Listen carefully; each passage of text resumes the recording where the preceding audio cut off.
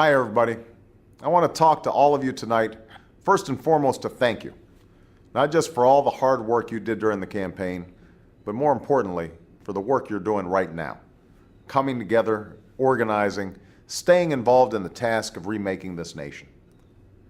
You sent me here because we shared a belief that the ways of Washington needed to change. That if we're going to make our economy work for all Americans, worn ideas and tired old theories just wouldn't do. So I wanted to report back to you on the progress we've made and where we stand. And a bit later on, you'll be hearing from Governor Kane, who will answer your questions in more detail.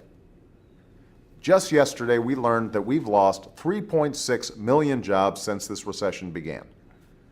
From the beginning, it had at its core a simple idea. Let's put Americans to work, doing the work America needs done. It will create or save more than 3 million jobs all across the country over the next 2 years. Many in your own communities.